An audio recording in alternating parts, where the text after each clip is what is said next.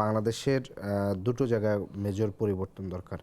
একটি হচ্ছে এখানকার শাসনতান্ত্রিক যে কাঠামো আছে, যেটার জন্য আমরা বলেছি মৌলিক সংস্কারের ভিত্তিতে জুলাই সনদ এবং সেটার ভিত্তিতে পরবর্তী সংবিধান সংস্কার। আর দ্বিতীয়টি হচ্ছে রাজনৈতিক সংস্কৃতির পরিবর্তন। আমাদের প্রথমটি মোটামুটি বলা চলে যে এখন পর্যন্ত যেহেতু নির্বাচন হয়েছে, সরকার আজকে শপথ নিয়েছে, প্রথম ধাপটি প্রায় কাছাকাছি এসেছে।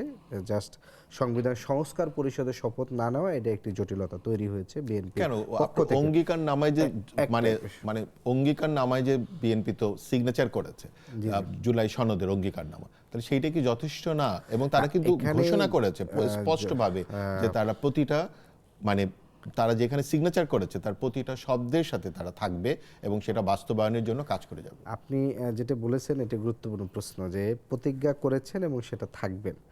সেই থাকার জন্য যদি আপনাকে বলা হয় যে যাত্রা শুরু করাটা, না, এটা সন্দেহের জায়গাটি নয়। আমরা তো পূর্বের ইতিহাসও বেশ কিছু দেখেছি, আমাদের সামনে এক্সাম্পল আছে।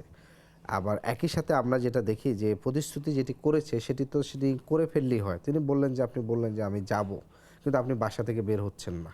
তো আজকের যে প্রথম যে যাত্রা, সেই যাত্রাটা তিনি শুরু করেননি, কিন্তু আবার একই সাথে আপনি বলতেছেন যে আমরা প্রত্যেকটা সংস্কার আমরা বাস্তবায়ন করব। তাহলে তার কর্মের সাথে তার যে প্রতিশ্রুতি, সেটা কিন্তু প্রথম দিনের যে স্টার্টিং, সে স্টার্টিংটা কিন্তু আসলে ভালো হয়নি।